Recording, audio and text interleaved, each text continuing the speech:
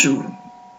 À 68 ans, j'ai enfin décidé de mettre sur papier tous les mots qui se bousculaient dans ma tête depuis tant d'années. Tantôt apportés ou balayés par les livres que je lisais. J'étais en soif d'écriture, mais le temps, je ne l'avais pas. Voici mon premier livre, le premier de mes jours, édité au livre en papier.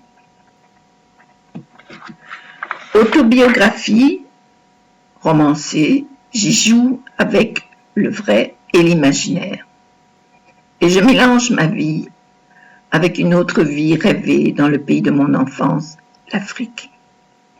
Toute petite, j'y ai vécu jusqu'à l'âge de 7 ans au Congo belge. Et ce pays m'a laissé une profonde cicatrice dans le cœur. Les années ont passé et j'ai pu faire connaissance avec une association rwandaise et ce fut à nouveau un voyage en Afrique. Et par cette association, j'ai pris en charge un jeune Rwandais pour ses études d'expert comptable. Il a réussi au-delà de toute espérance. Mais une maladie allait s'avérer terrible.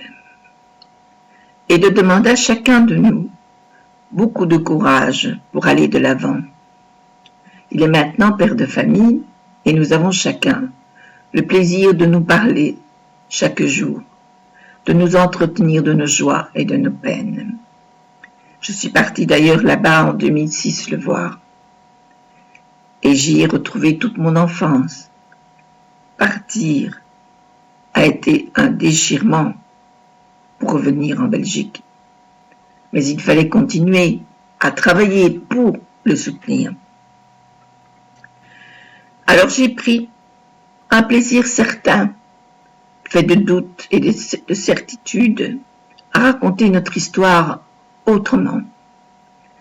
Le passé et le présent vont et viennent et partagent l'histoire d'une petite école à Kigali, où s'enchaînent joie et tristesse au rythme des tambours. Petite histoire et aussi la grande histoire. Sa maladie va nous emporter dans un océan de peine, dans le désert de vagues, de sable et de vagues à l'âme. Nos vies finiront pour mieux renaître dans une descendance innombrable. Mon livre est un hymne à la vie, au partage, au travail sur soi-même et sur les autres. Et il invite à porter son regard au-delà de soi-même, justement. Le pays des 1000 collines a tant de secrets. Parfois, il suffit simplement d'écouter son chant pour le comprendre. Le premier de mes jours vous invite donc à voyager avec moi au pays des éléphants, des lions et des gazelles. Un voyage risqué, mais qui, au-delà de nos différences, nous pousse à s'unir parce que nous avons qu'une terre sur laquelle nous marchons tous ensemble pour la vie entière. Il vous dira ô combien les étoiles se voient de près là-bas et créent un enchantement pour l'esprit. À travers ces vies offertes, j'espère que vous entendrez le souffle de la savane et que vous rêverez à l'ombre des acacias tout en regardant passer les girafes. Vous entendrez le chant magique de l'Afrique profonde et de ces danses qui vous entraînent dans un élan au plus haut du ciel. Si j'étais au Congo, c'est au Rwanda, pays magnifique que j'ai retrouvé mon enfance, insouciante, et touché à nouveau ces êtres qui sont nos frères de sang.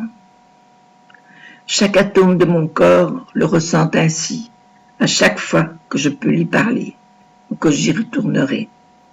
Bientôt, je l'espère. Merci.